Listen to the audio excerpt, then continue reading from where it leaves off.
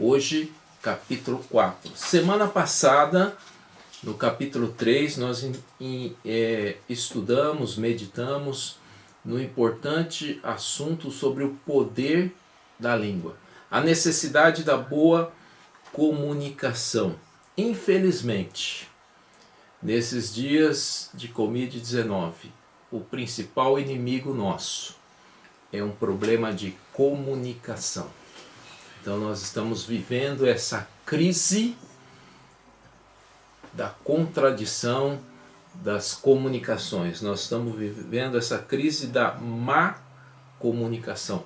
E nós aprendemos a semana passada que, como cristãos conscientes, nós não podemos nos conformar com essa má comunicação. Precisamos verificar, precisamos analisar, precisamos não repassar nada que não tenhamos certeza que é algo bom, agradável, perfeito, de acordo com a vontade de Deus. Então esse foi o tema do capítulo 3 de Tiago, do poder da língua. E hoje nós vamos pensar sobre os inimigos e as incertezas do cristão. O capítulo 4 tem duas divisões básicas. A primeira fala dos inimigos que o cristão enfrenta, e a segunda parte fala das incertezas da nossa vida. Como vocês podem observar, o assunto é extremamente atual. É assim a palavra de Deus. Ela fala ao coração do homem. Ela fala para o homem de hoje, moderno.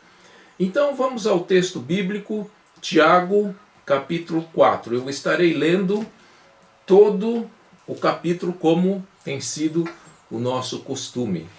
Tiago, capítulo 4, a partir do versículo 1, diz assim: De onde procedem as guerras e brigas que há entre vocês? De onde, senão dos prazeres que estão em conflito dentro de vocês? Vocês cobiçam e nada têm, matam e sentem inveja, mas nada podem obter. Vivem a lutar e a fazer guerras, nada têm, porque não pedem. Pedem e não recebem, porque pedem mal, e para esbanjarem seus prazeres. Gente infiel, vocês não sabem que a amizade do mundo é inimizade contra Deus? Aquele que quiser ser amigo do mundo se torna inimigo de Deus. Ou vocês pensam que é em vão que as Escrituras diz: é com ciúme que por nós anseia o Espírito, que Ele fez habitar em nós? Mas Ele nos dá cada vez mais graça. Por isso diz: Deus resiste aos soberbos, mas dá graça aos humildes. Portanto, sujeitem-se a Deus, mas resistam ao diabo, e ele fugirá de vós. Cheguem perto de Deus e Ele chegará a vocês. Limpem as mãos, pecadores, e vocês que são indecisos, purifiquem o coração. Reconheçam a sua miséria, lamentem e chorem, que o riso de vocês se transforme em pranto, que a alegria de vocês se transforme em tristeza. Humilhe-se diante do Senhor, e Ele os exaltará. Versículo 11. Irmãos, não falem mal uns dos outros. Aquele que fala mal do irmão ou julga o seu irmão, fala mal da lei e julga a lei. Ora, se você julga a lei, não é observador da lei, mas juiz. Um só é legislador e juiz, aquele que pode salvar e fazer perecer. Mas quem é você para julgar o seu próximo? Escutem agora vocês que dizem: hoje ou amanhã iremos para a cidade tal, e lá passaremos o ano e faremos negócio e teremos lucros. Vocês não sabem o que acontecerá amanhã. O que é a vida de vocês? Vocês não passam de neblina que aparece por um instante e logo se dissipa. Em vez disso, deveriam dizer: se Deus quiser, não só viveremos, como também faremos isto ou aquilo. Agora, entretanto, vocês se orgulham das suas arrogantes pretensões. Todo orgulho semelhante a esse é mau. Portanto, aquele que sabe que deve fazer o bem e não faz, nisso está pecando. Vamos fazer mais ainda uma oração. Pai, nós rogamos que Teu Santo Espírito nos dê iluminação para compreendermos a Tua palavra, para que possamos praticar a Tua palavra. Rogamos isso em nome de Cristo Jesus. Amém, Senhor. Amém. Vamos pensar em alguns inimigos que o cristão enfrenta. É interessante que o texto começa falando de onde procedem as guerras e brigas que há entre vocês, de onde senão dos prazeres que estão em conflito dentro de vocês, vocês cobiçam e nada têm. Então, o primeiro inimigo que nós enfrentamos, e talvez o pior inimigo, somos nós mesmos.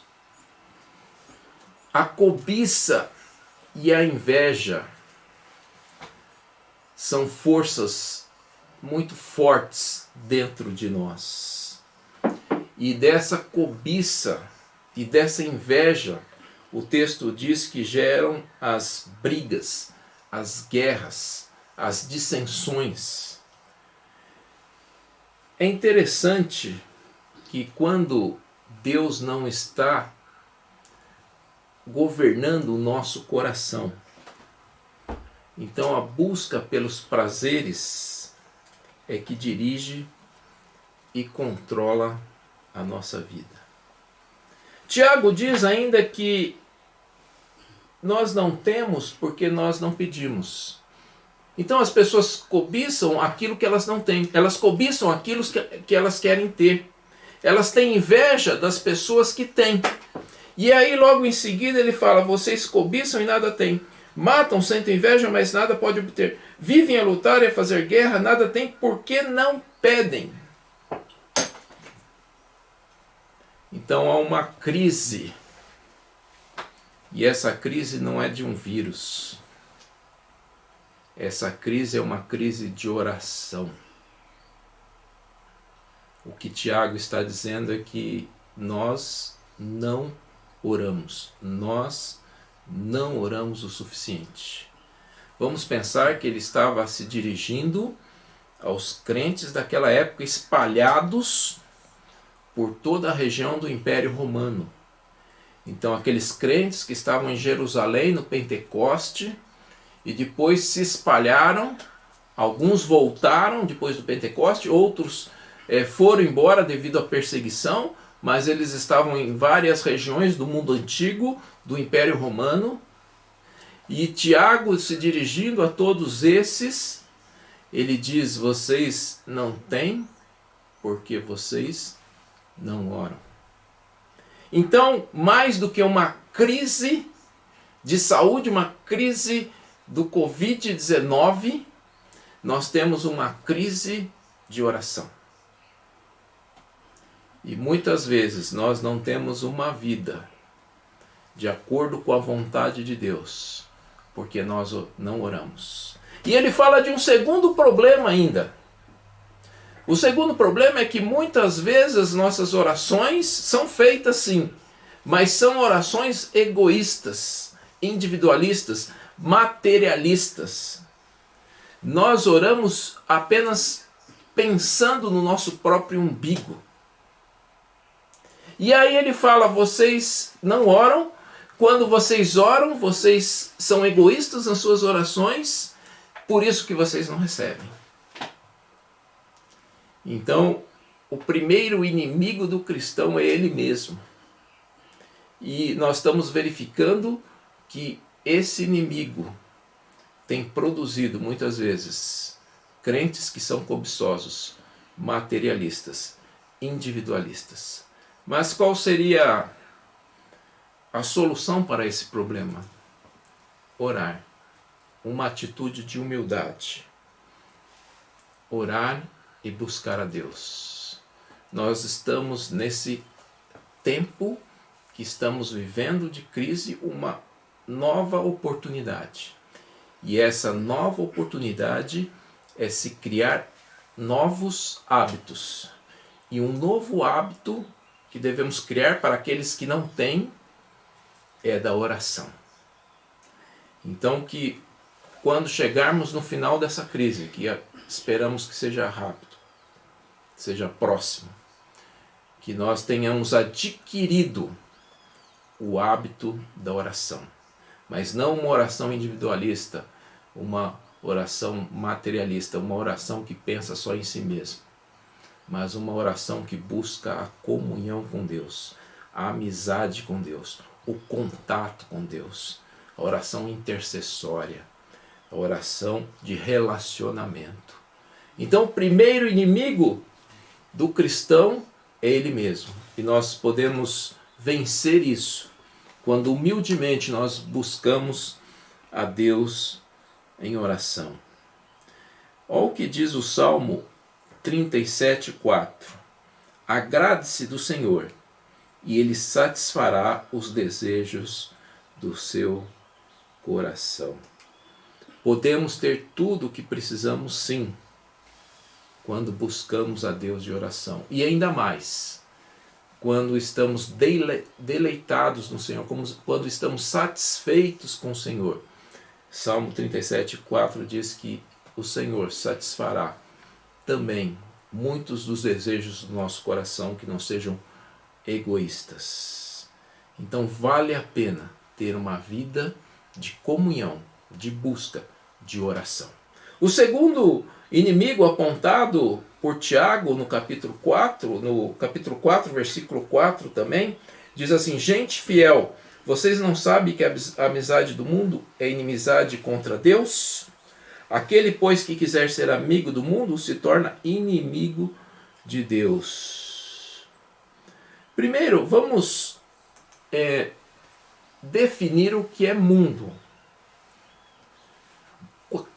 Quando Tiago está falando de mundo, ele não está se referindo ao cosmos, aquele mundo, a terra que Deus criou. Do Senhor é a terra e toda a sua plenitude. Essa é a terra que Deus criou.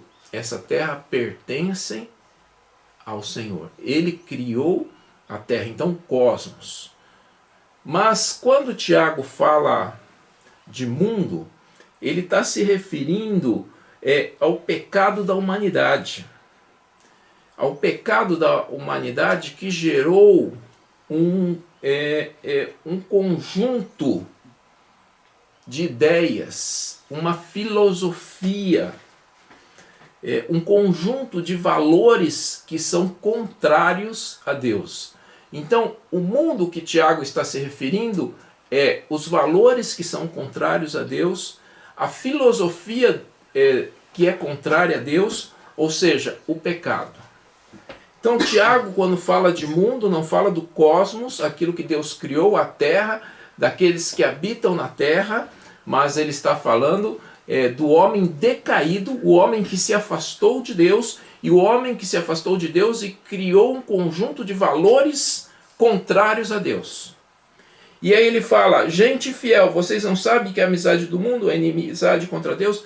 Então, quando nós temos amizade com esses valores que o mundo professa, que o mundo prega, então nós estamos contrariando Deus, nós estamos entrando numa linha de confronto com o próprio Deus.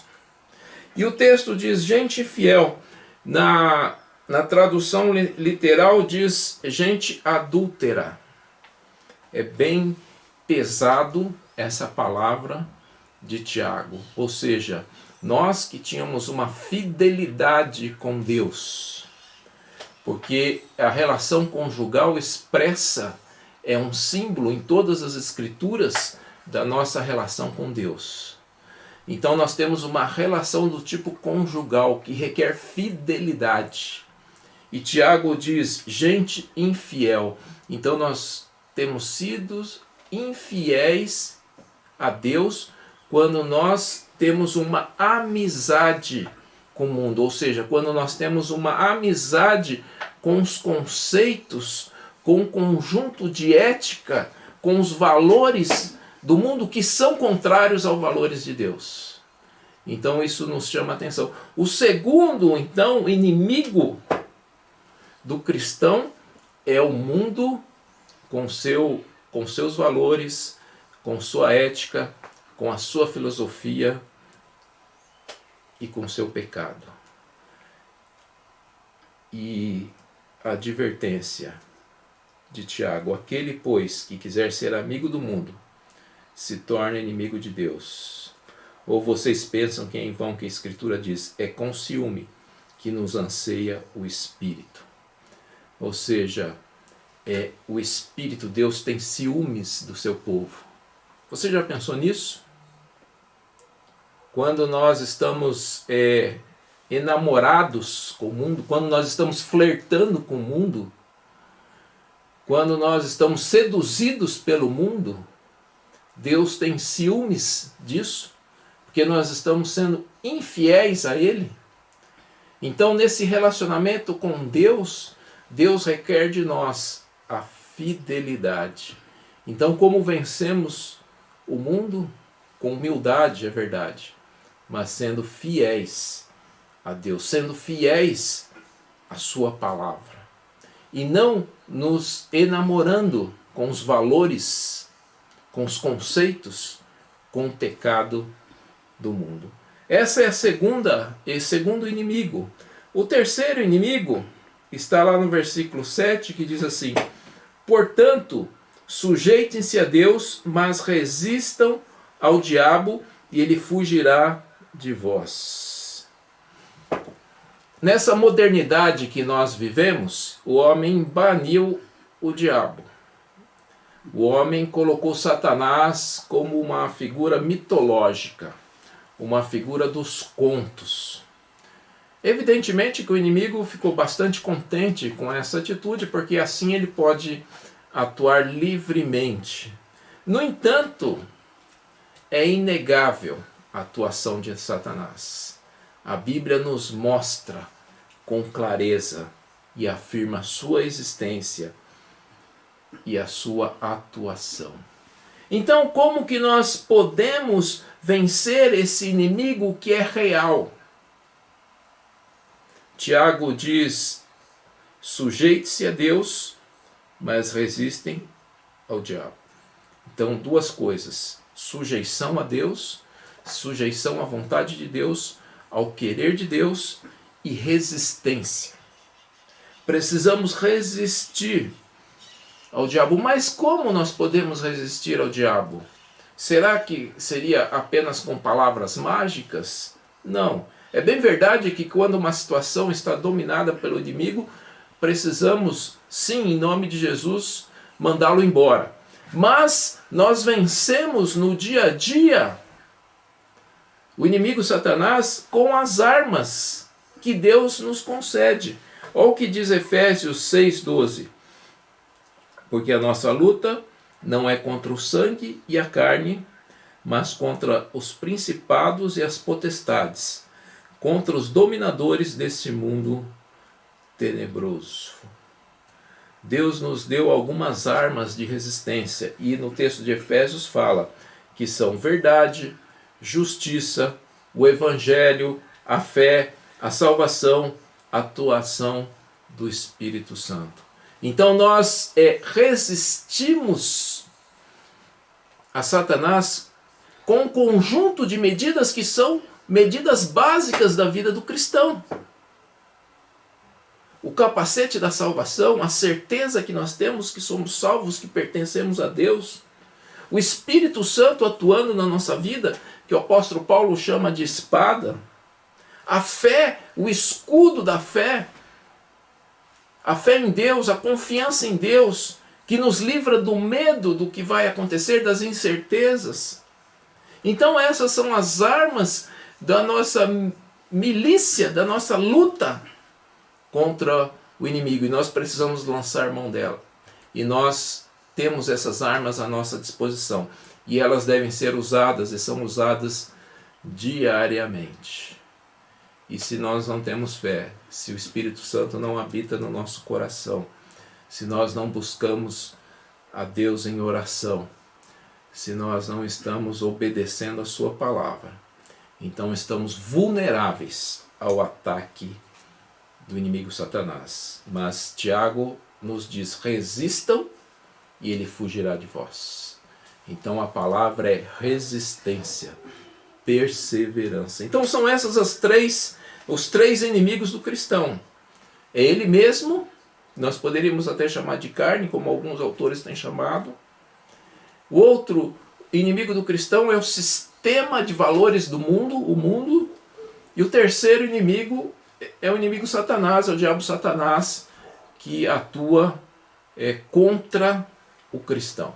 Essa é a primeira parte de Tiago. Na segunda parte, que nós gostaríamos de pensar com os irmãos, fala das incertezas da vida e o que devemos fazer. Olha o que diz o versículo 14. Eu vou começar no 13, para um entendimento melhor. Escutem agora, vocês que dizem, hoje ou amanhã iremos para a cidade tal, e lá passaremos um ano, e faremos negócio, e teremos lucros. Vocês não sabem o que acontecerá amanhã. Vocês não sabem o que acontecerá amanhã. Será que isso está distante de nós nos dias de hoje? Será que Tiago, escrevendo há mais de 2000 anos atrás, essa mensagem é uma mensagem empoeirada que não tem nada a ver comigo e com você? Não tem mensagem mais atual para as nossas vidas do que essa. Não sabemos o dia de amanhã. Quantos planejamentos foram feitos? Inúmeros planejamentos. Nós, como igreja, tínhamos vários planejamentos de programações. O mundo tinha todo o seu planejamento. As pessoas se planejavam. As pessoas estavam dizendo, vamos comprar isso e aquilo, faremos isso e faremos aquilo.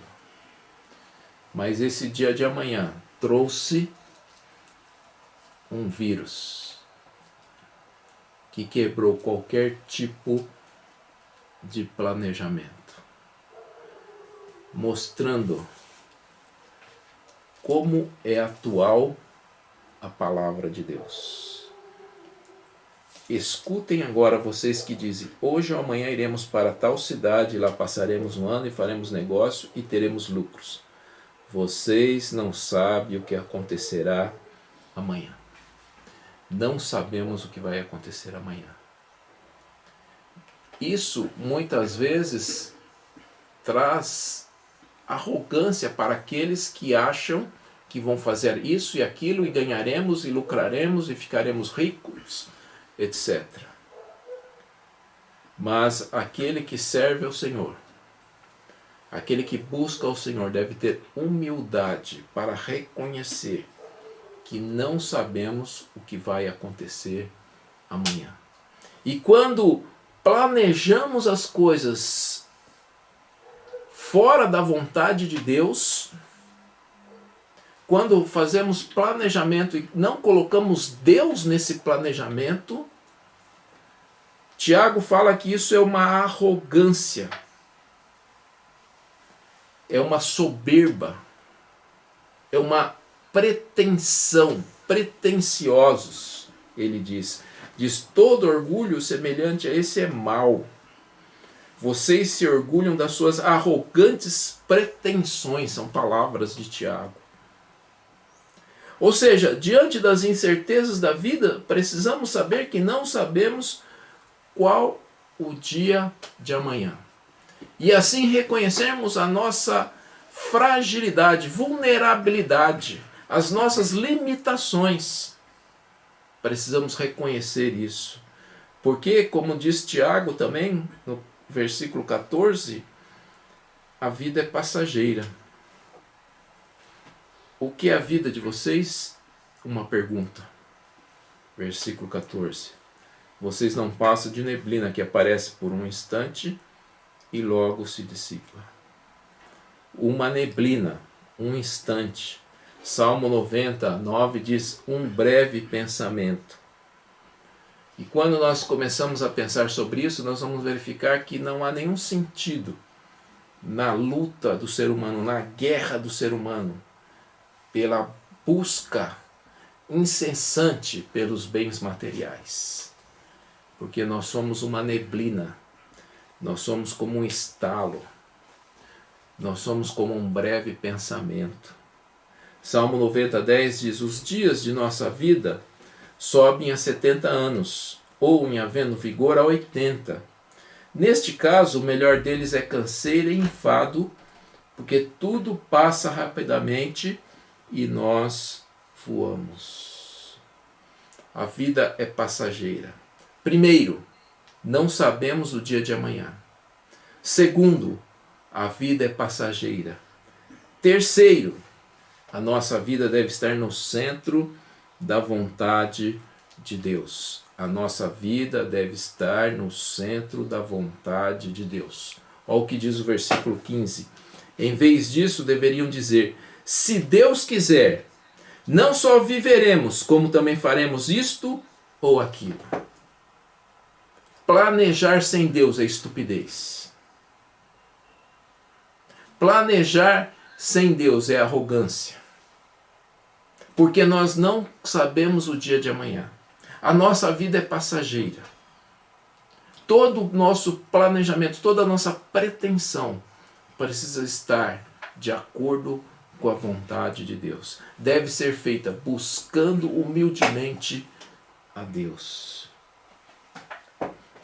Deus não pode estar excluído de nenhuma área de nossa vida. Infelizmente, o mundo tem excluído Deus de suas decisões. O mundo tem excluído Deus da sua programação. E o mundo tem experimentado, por fim, o que significa uma vida sem Deus. Mas aqueles que temem a Deus, e Provérbios diz que o temor a Deus é o princípio da sabedoria. Aqueles que temem a Deus devem fazer os seus planejamentos, devem programar a sua vida na presença, em concordância com a vontade de Deus. A nossa vida então deve estar no centro da vontade de Deus. E a última coisa que Tiago está nos mostrando aqui no versículo 17. Portanto, aquele que sabe o que fazer, portanto, aquele que sabe que deve fazer o bem e não faz, nisso está pecando. Esse último versículo, na verdade, é uma conclusão do próprio capítulo. Nós vemos alguns ensinamentos de Tiago importantíssimos sobre os inimigos, que é o diabo, o mundo é a carne. Aí Tiago fala da brevidade, ele fala das incertezas do amanhã, e então ele termina dizendo assim: portanto, aquele que sabe que deve fazer o bem e não faz, nisso está pecando. Ou seja, se nós sabemos o que devemos fazer e não fizermos, estaremos pecando. Você então, meu querido irmão, você sabe o que deve fazer, a Bíblia está mostrando para você. A palavra de Deus está nos apresentando. Cabe a mim e a você obedecermos e cumprirmos o que Deus deseja para mim e para você. Por quê? Porque é um Deus caprichoso? Não. Porque isso é o melhor para a sua vida. Porque Deus te ama. Deus é um Deus de amor. E todas as coisas acontecem, mas Deus transforma todo o mal em bem para aqueles que o amam. Então, meu irmão, vale a pena andar nos caminhos do Senhor. Vale a pena entregar a sua vida a Deus e viver de acordo com a sua vontade. Que Deus vos abençoe.